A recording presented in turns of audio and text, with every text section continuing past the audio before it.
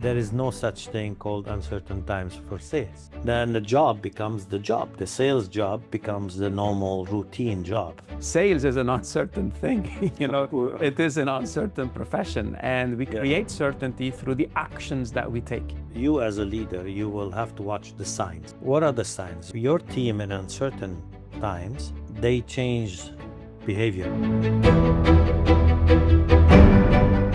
I have a great friend with me, Dr. Ellie Daher. How are you? We go back a long way. We go back a long way. Our kids small together. Absolutely. Absolutely. So time flies when you're having fun. Time flies when you're having fun. So let's go ahead and get started. I briefly introduced Dr. Ellie Daher, and just on a professional level, Dr. Ellie Daher has been is currently leading United Safety, handling the Eastern Hemisphere, has lived and worked in more than 12 countries over the last 39 years. 39, not 40, 39, still young. 39 years. And it's very rare to be able to speak with someone that can talk strategy and execution, fly high with the eagles, but when needed, going down to the ground and scratching details with the chickens, So being able to do this is a nice analogy. Is a very, actually, I learned that from my old MD, my old COO in Unilever when I was leading that business. So today we are here to share a conversation that a lot of sales leaders that I have been connected with have been asking me, and that is, how do leaders lead differently in uncertain times? And I think this is a great maybe segue for us to kind of start and say, hey, Dr. Ellie, when uncertain times happen, what is the first thing that changes inside of a sales team? Well, first, good morning, good afternoon, good evening to all of the viewers and listeners. And thank you, Ramez, for inviting me here. One comment I would say, there is no such thing called uncertain times for sales. It's a myth, because sales is a function that you navigate across geographies, across multiple generations, multiple cultures, multiple challenges, and then you overlay on it all the stuff that is happening around the world. So we've been through COVID, we've been through price decreases, we've been inflation, we've been so many uncertainties and effect that happen to us. Then the job becomes the job. The sales job becomes the normal routine job.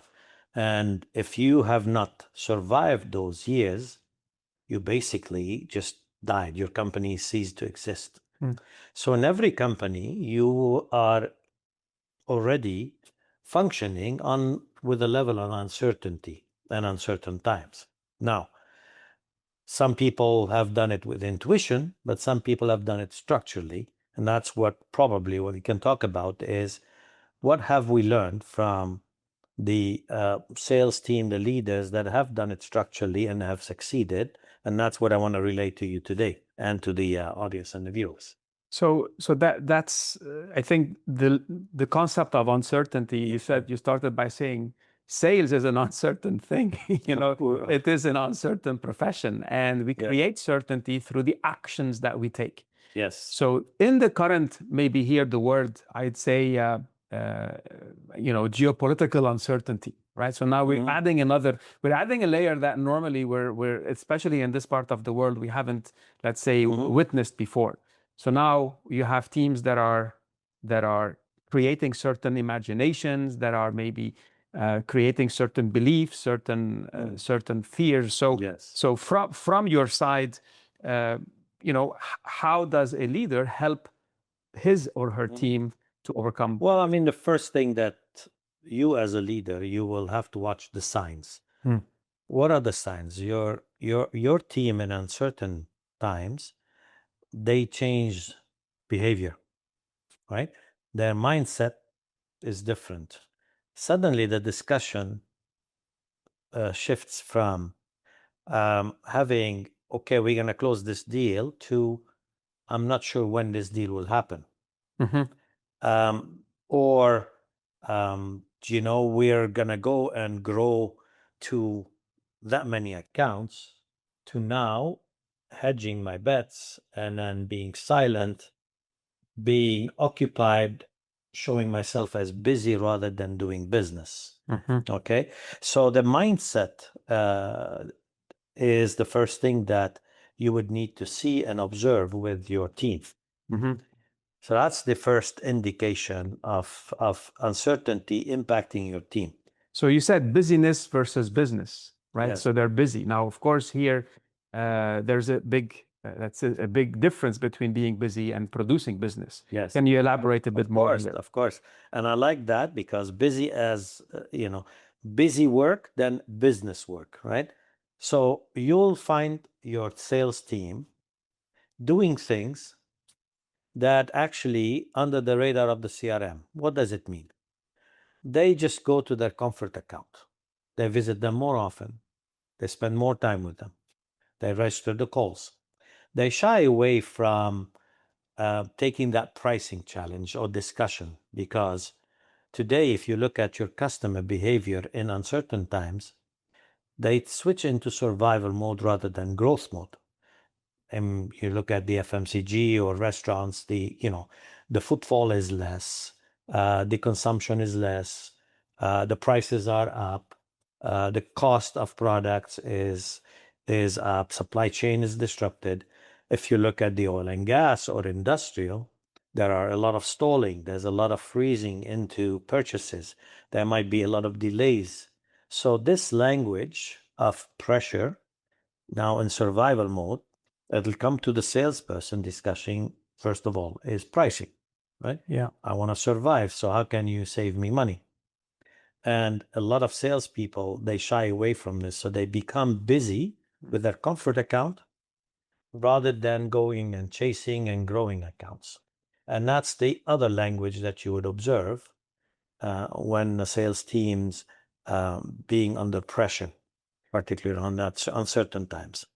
So what I'm sensing in here is there could be some individuals that unfortunately maybe choose to spend their time on busyness versus on key focus activities that can drive certain opportunities forward.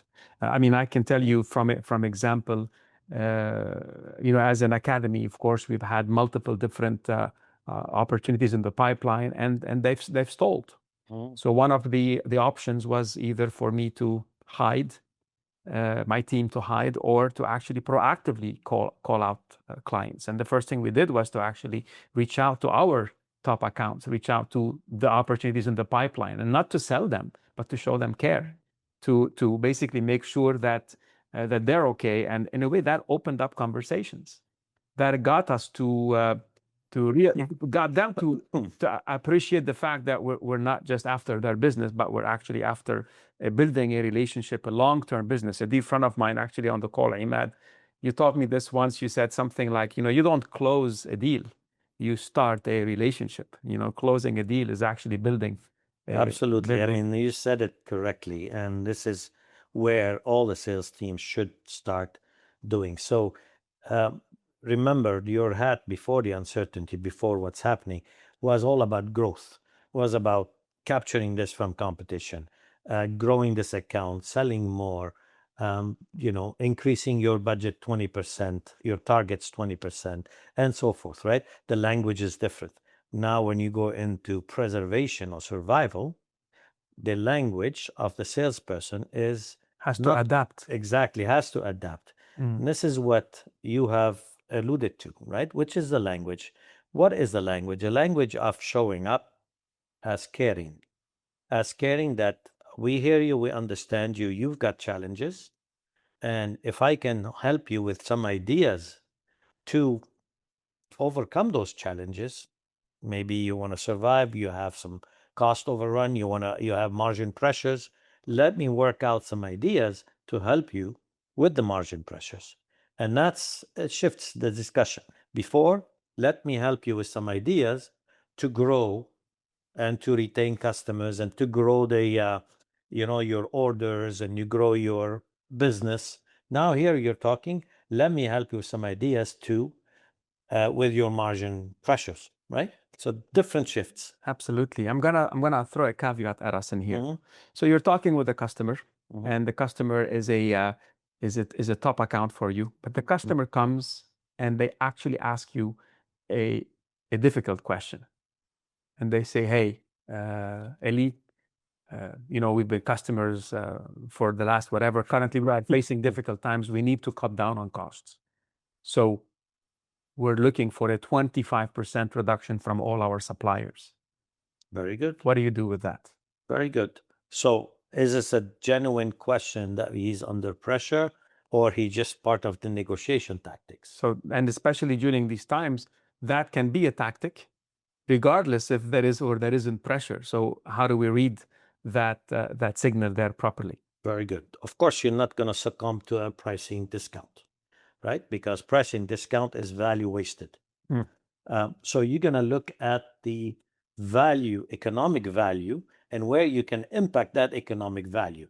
Give me an example of economic value. Okay. So very simple. Let's talk about a restaurant using oil. Right? Cooking oil, for example. Cooking oil. Yeah.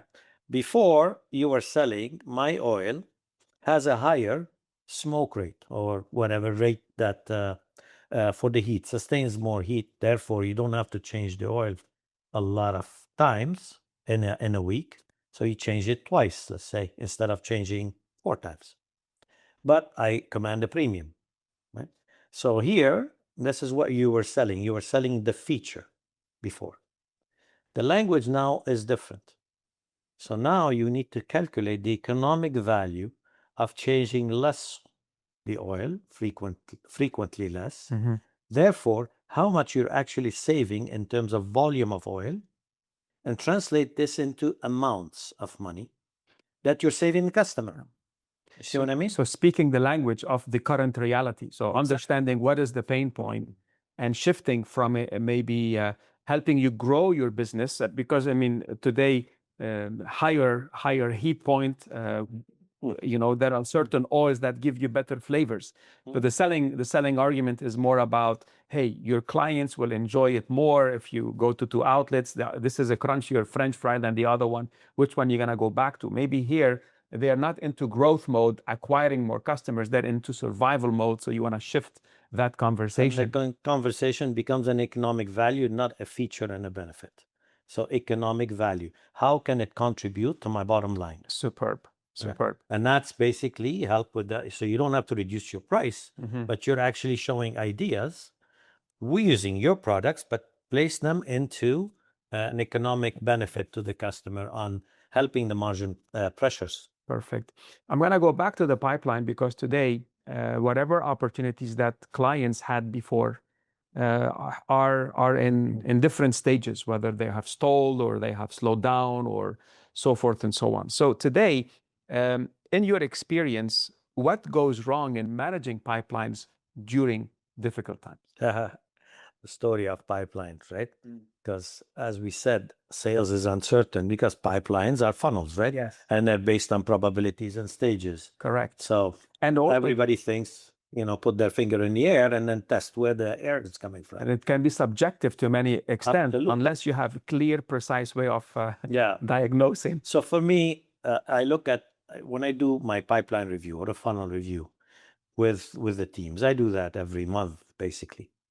And especially in this economic, in that situation, the uncertain times, you have to understand that there are 3 types of funnels, of pipeline. The first one, I call it zombie pipeline. Zombie. Yeah. Yeah, and it's like the opportunities. Okay. Zombie opportunities are opportunities that are in your funnel. They have not moved maybe for 6 months, a year, but nobody wants to remove them because the customer has not said no, or has not accepted. So they're a zombie. They're sitting there, right? Watching. The second one is fantasy opportunities. We're talking to you, and I visited you in your location and your office, and then you told me, this is interesting. And for you, you picked it up as an opportunity. And it's interesting. That's fantasy. Oh, he's going to buy. He's going to buy. So I'm not sure how validated it is, how properly it is documented, understood. Is it time bound? Does it have a budget? Does it really have a compelling event? What happens if he does not action on it? What's the consequence? There's a lot of things that you validate those fantasy opportunities. No. And the third one is comfort opportunities. This is my, a customer that I made a good relationship. We are pretty well close. We, I know that you're going to buy from me. I know that you're going to buy a certain amount of volume. So I put it there. And for me, I rank them as 90% opportunity because they're going to happen. Right? So when you do a funnel review, especially now, what I would advise all the leaders, sales leaders and managers and CEOs, to understand this pipeline, understand the 3 types of opportunities, and then filter them. Put them into the mill, get rid of the zombie, work on a fantasy and see if they're validated, or validate them, or give them some time to validate them. And then the comfort one, really, just let's close some. And then your funnel, I can assure you, it will drop about 40%. It's sad, but that's reality. However, one good news is that your closing rate will go from a 20% closing rate to maybe 70% closing rate. So you'll be celebrating more often your wins. And building on that, you're avoiding wasting time on opportunities that drag emotionally, and you feel so frustrated that they're not there. And every meeting you go to with your sales team, because as a business leader, I am reporting the pipeline upwards. Upward is reporting it upwards, and it's just going upward. And at the end, if a pipeline is accurate, I look good. If a pipeline isn't accurate, I look bad. Yes. And it's what I'm doing as a leader with the team that is actually validating those opportunities and helping them, actually confronting. They say tough love. This type of sitting down and cleaning those opportunities, and to an extent standardizing the language. You spoke about a series of qualifications, and we're not going to go into that right now. But it's simple. What is a compelling event? I asked that question in many of the account management programs, and many sales professionals, they don't know what is a compelling event. And what is a compelling event? So at the core, a compelling event is an event that actually has a reason why they need to make a buying decision within a specific timeline. And if they don't buy it, there is a big consequence that will take place. If a person does not dig to identify that consequence, then basically it is one of these nice to have. It's one of those fantasy. Wishful thinking. It's a fantasy. It's a fantasy. I want to pick on a point that you mentioned. It's time. Yes. Right? Because time is a very valuable commodity, especially for salespeople. Now, what's happening with the accounts? And that's another thing that you do during uncertain times. The leader role is to understand where and how well the time is spent with the sales team. So let's talk about that a little bit. So we talked about the opportunities and the 3 types of opportunities in the funnel. I want to talk about the 3 types of accounts that a salesperson has. Right? And typically, I don't know, a salesperson, depending on the industry, can handle from 15 to 200 accounts, depending on which industry. FMCG is different. Or IT, or oil and gas. Oil and gas is 30, depending on the size of the opportunity, the complexity of the account, and so forth. But in accounts, you have 3 types of accounts that you have. One is called the protect account. What does it mean, protect account? These are the accounts that they're core.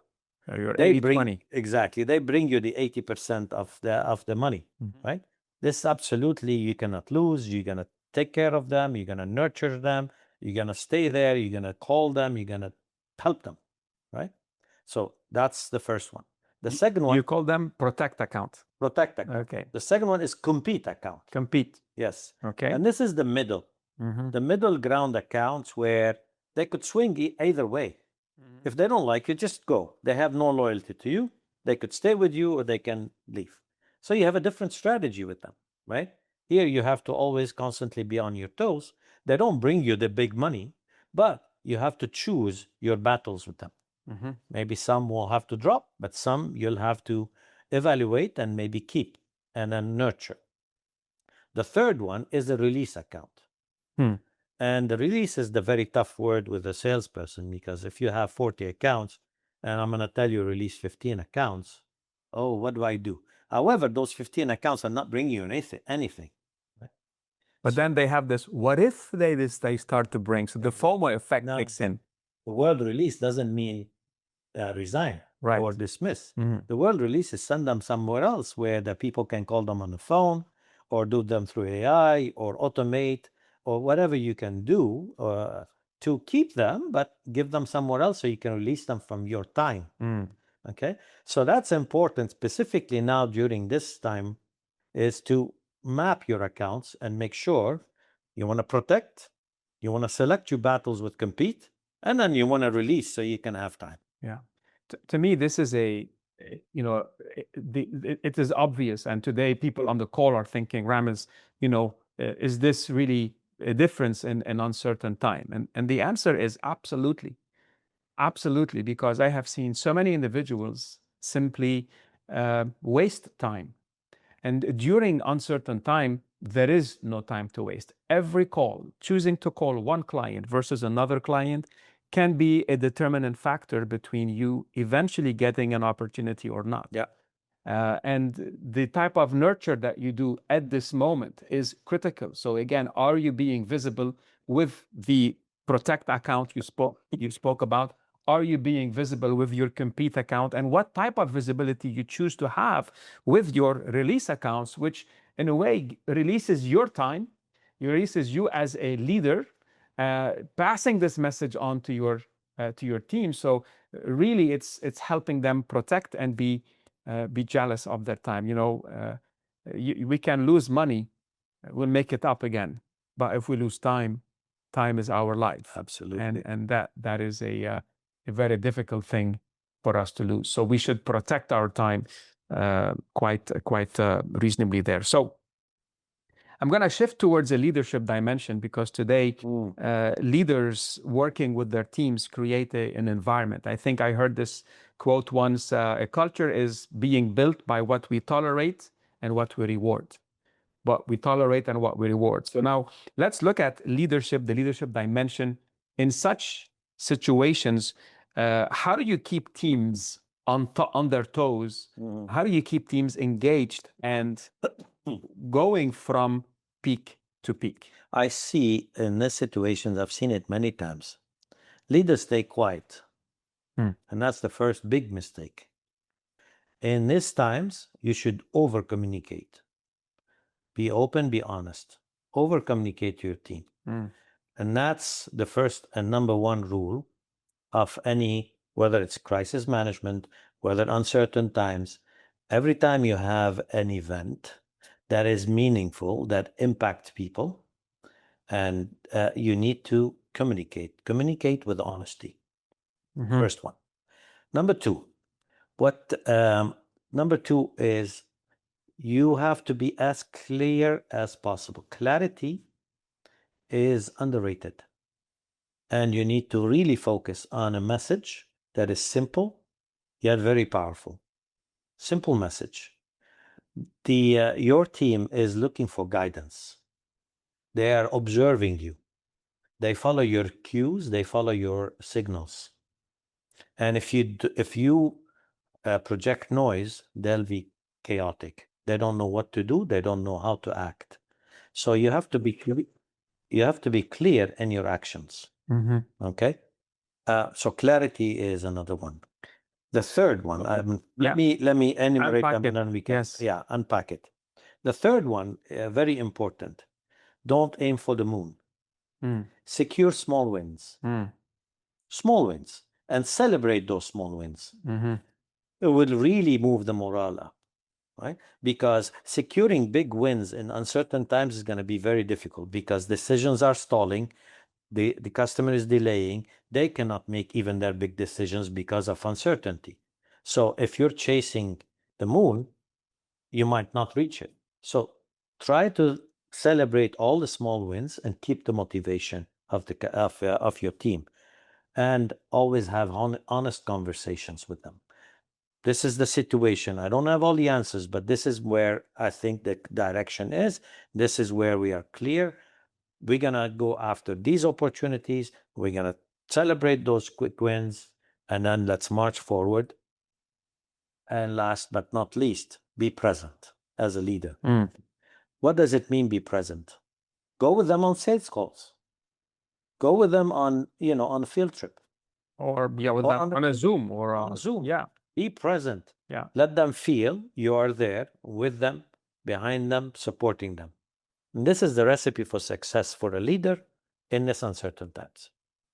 I love it. Honesty. You said it's over-communicate. There's nothing called over-communication during uncertain times. A daily huddle, if you are doing a daily huddle, keep doing it. If you're not doing a daily huddle, start doing one, right? That just kind of sets the mood, sets the tone, and lets people know that you are present. That shows that you're present and that you're listening. And today updates are happening, and it's good to kind of have that conversation. So honesty, clarity. Now, clarity has multiple different layers. Clarity, what I understand by clarity, it's about, hey, team, this is what is expected at this time. These are what I call the actions, the behaviors that will get us moving in the direction. So I call them leading indicators. So it's about activities, calls, follow-ups, emails, nurtures, hi, how are yous, maybe even inviting people for lunch or dinner or whatever activities, now iftars and things like that. So clarity, there is the activities that bring the lagging indicators. Anything else around clarity that maybe I missed? No, I think, for me, it was a simple clarity of message, right? So people can translate it, can understand it one way, not trying to interpret it in multiple ways. So be as clear as what is expected. Simple directions. Yes. Simple expectation. Right. Accountability is laid out there very well in the open.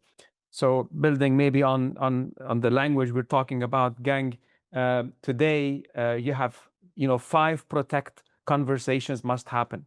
So you want to aim to have 5 protect conversation, 3 compete conversations, and make sure to. So it's just like breaking it down into. And I cannot tell you the number of times that such simple clarity is missing is missing from sales cultures. Our world, you know what they say, when uncertainty happens, we don't have a leadership problem, but we're not time of uncertainty. The weak foundations become apparent. They get uncovered. Absolutely. And that's where leaders now, our job is to really go back to the drawing board. Look, what got us here, I think it's Marshall Goldsmith. Won't take you there. Won't get you there. What got us here won't get you there. And today, look, we've gone through financial crisis. We've gone through multiple of these crises. We've gone through COVID. Again, I really, really pray that this is the end of what we are going through in this part of the world, not just for this region, but for the entire world, So, but hey, if not, then is this the new norm? Yeah. So we don't know what tomorrow brings, yet we need to be resilient in learning how to set that culture that is allowing teams to succeed in any circumstance. So I'm just gonna give it a minute here, ask if you have some questions. You wanna maybe put a couple of questions in the chat. There is more than 25 or 23 of you. Let me see here. I'm just gonna bring in the second laptop, and just while this is going on, Dr. Ellie and I have worked on several. We've known each other for quite some time. I've had the chance to cooperate on a few different opportunities, and we've worked on building sales leadership through uncertain times and putting together a certain framework. And today, as leaders, we've worked with organizations, whether it is in directly working in developing and growing their teams, and really work with teams through live programs. And it's not just live programs, but it's also coaching and helping work on the mindset to really help the teams transform. So we work with teams, whether it's in a closed environment, so a closed company program, and also we work on certain consultations, which allow us to really dig deeper, look at bigger strategies, help redesign strategies, help clients to prioritize, create STP, plan, segmentation, targeting, and positioning conversations that really change the entire way forward. So whether you have a team of 5 or a team of 10 or a team of 200, if today you're listening to this conversation and you'd like to know where you stand in terms of a certain health check, I've created together with Dr. Ellie a sales leadership through uncertain time scorecard. So it's not to judge, it's not to sell, it is to simply help you know where you stand. And if you'd like to simply access the scorecard, just simply type scorecard. We'll put the link over here. If not, we'll send that to you. And you can simply take it. You'll get a reply. And if you require a further conversation, reach out to me or to Dr. Ellie, and we'll make it happen. So I have here a few questions. Thank you, Imad, for your question. If we look internally, when sales go down because of external factors, how do sales leaders deal with the pressure from management?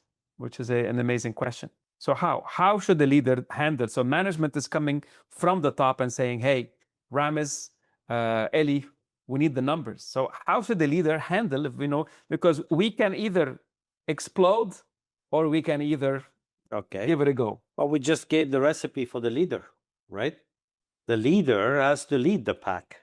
So the leader should not put pressure, should understand what the situation. He is the compass. He's the captain of the ship, not the sales team.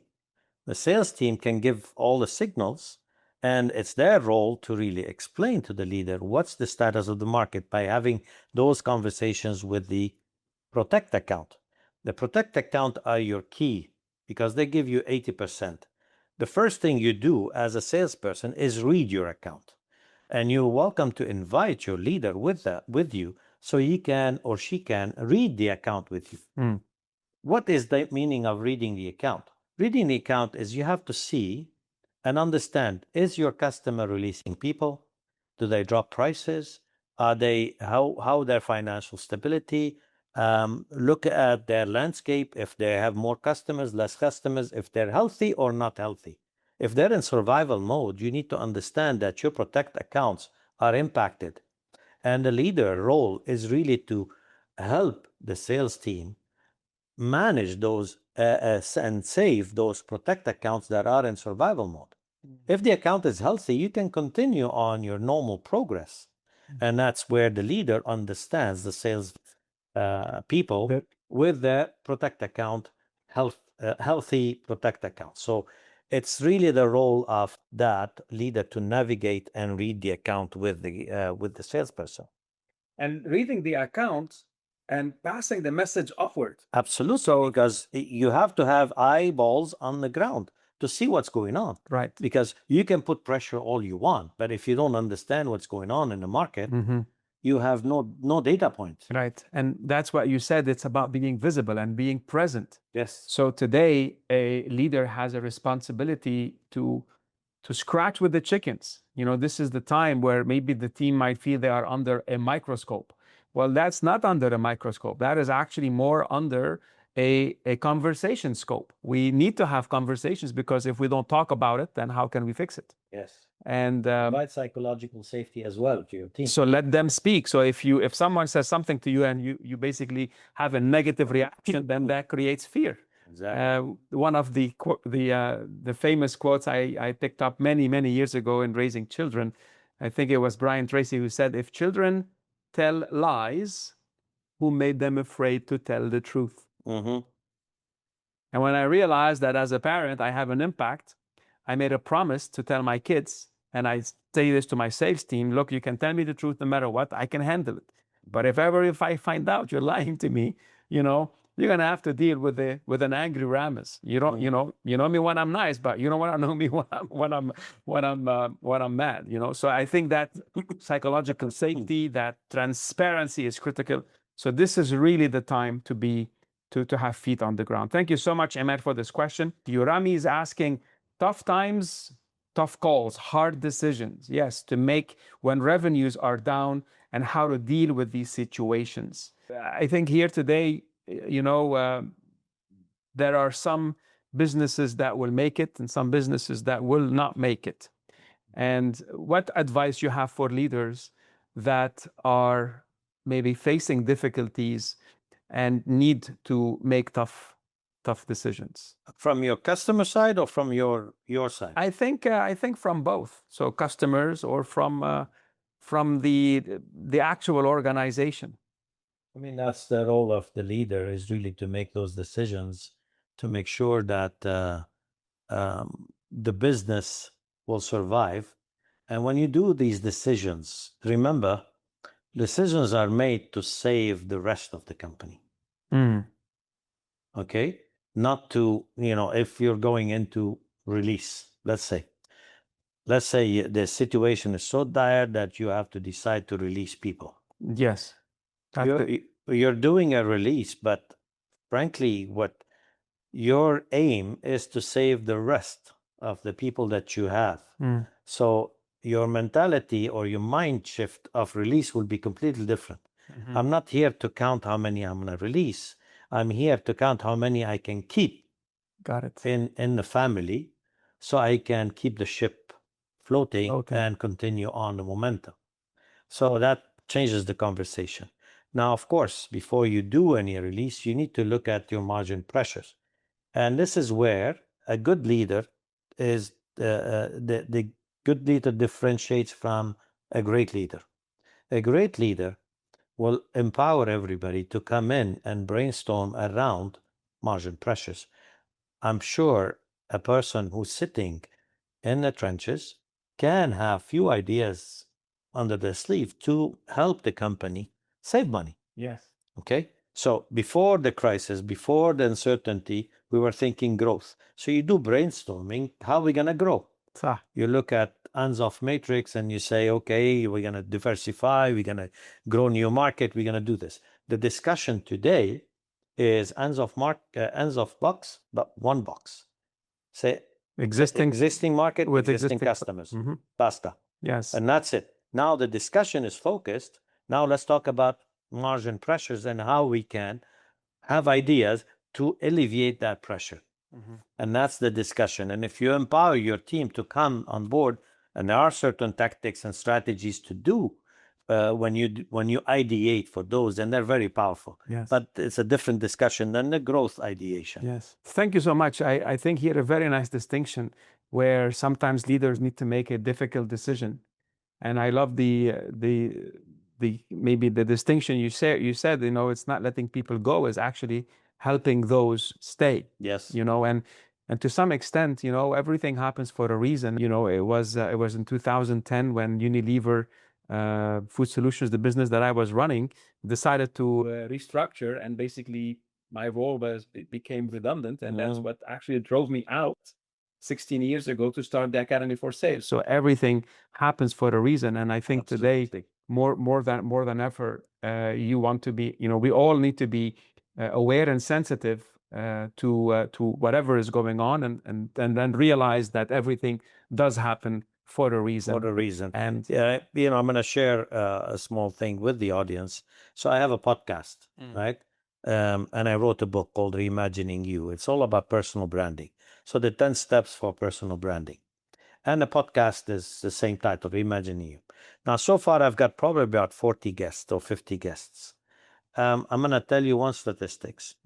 30% to 35% of my guests, I ask them, what's your mission and what drove you to where you are? Because all my guests are chosen for inspiration.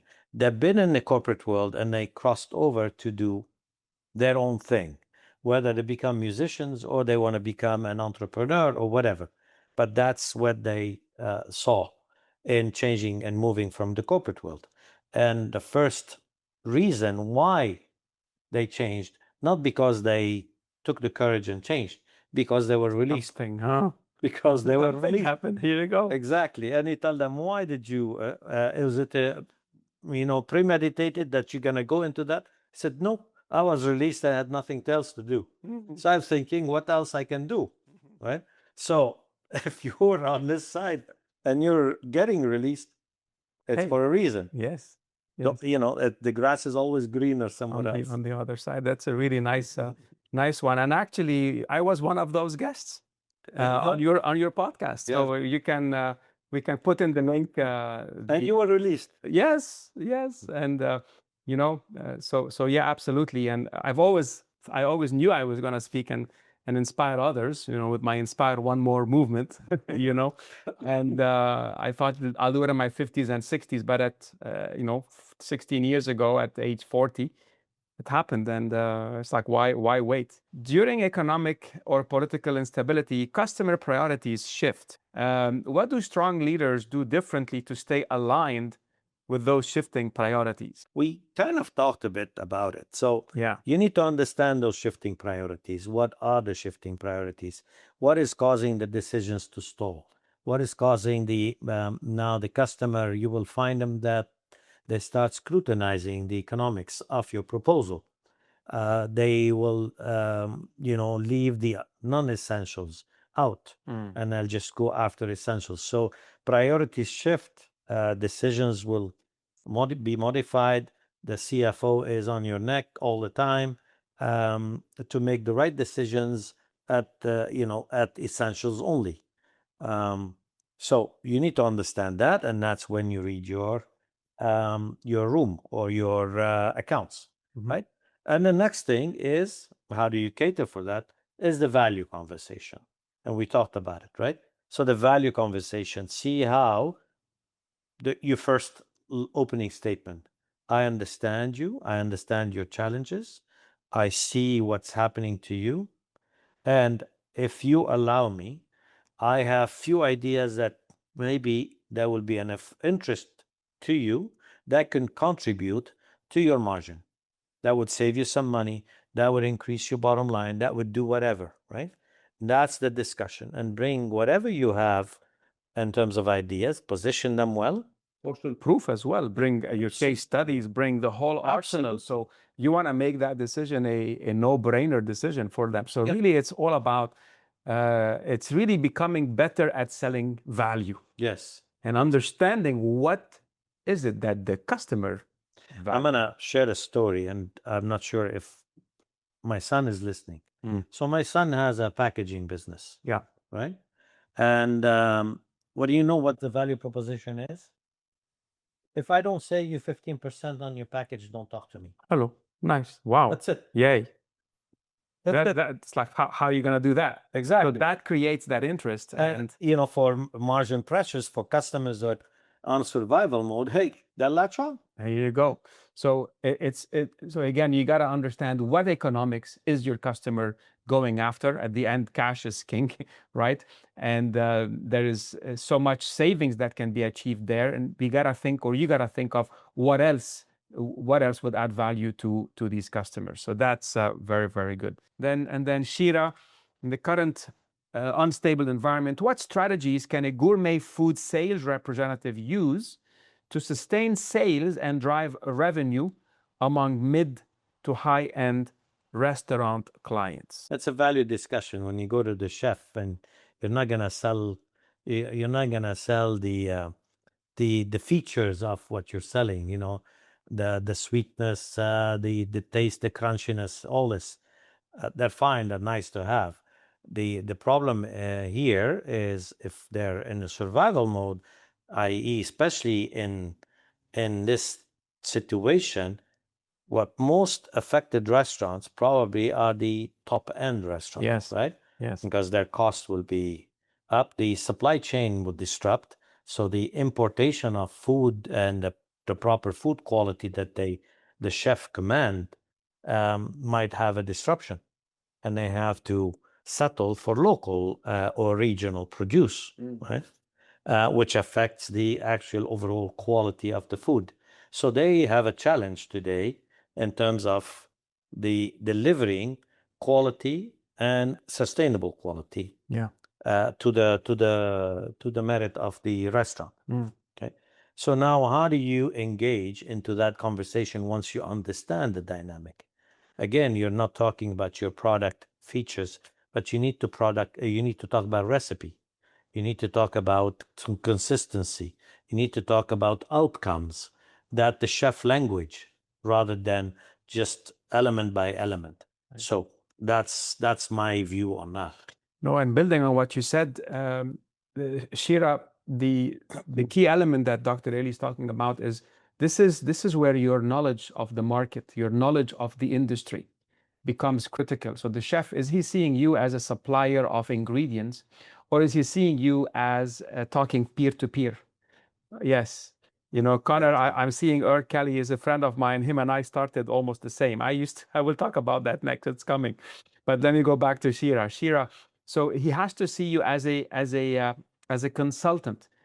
You have to bring your game to that next level. I share with you a story. I remember once being with a food service sales representative in front of a French chef, and the French chef was talking about he wants to bring wagyu from Australia, or wagyu from Japan. Now the sales rep looked at him and he said, vous êtes français, vive la France. He told him, why, there is, you can do wagyu, but why don't we do something more French? We have something called charolais. I'll give you the filet mignon, which is going to give you the same tenderness as the other one. And you don't have to do French. You can do, you don't have to do Japanese. You can do French. So French and the French. And then the chef was like, oh yeah, absolutely. So that level of knowledge of the product and knowledge of what the customer wants. So if he wanted that tenderness, he wanted that mouth feel that melts in somebody's mouth, you're able to then recreate that same experience with a French product that then appeal to the... I'm going to add an element, I think, on this story. Concept of sales, right? In organizations, and if you're a leader listening, I think maybe you have it already set up, the concept of matrix selling, right? So if you look at your horizontally, you have your account managers, right? These are in charge of the accounts. They talk to the customer, they talk to all the different channels of the customer, whether it's supply chain, purchasing, chef, owner, whoever, right? So they have the organization chart and they talk to them. But then vertically, you have what we call them the technical sales. And the technical sales is a barista, is a consultant, is a chef, is an expert that you bring along to nurture and to help you with this opportunity. Granted, a salesperson or an account manager might not know all the language, and might be difficult for him or her to be able to cover all this frequency. So therefore, an organization benefits very well from a matrix selling. And that's where you define those niches of technical selling in the segment that you're in. Just to kind of wind down, if I were to kind of ask you, Dr. Ellie, if there is one leadership priority that every commercial leader watching today, what would that priority be? What would you tell them to focus on? I would just insist on the word clarity. Clarity, here where we're going. Here is why it matters. And the last one, I am right here with you. You see, this will lead you to best preparation, best discipline, and best leadership. Amazing. Dr. Ellie, it's been a pleasure. Thank you so much for your time. And our audiences, thank you for sharing a lot of your time, your life with us, and making a difference, inspiring one more our leaders, so we make it happen. So stay safe, everyone, and I'll see you next time. Thank you. Thank you for having me. Thank you for listening. And remember, the market will test you. Your preparation determines your outcome. Thank you and stay safe.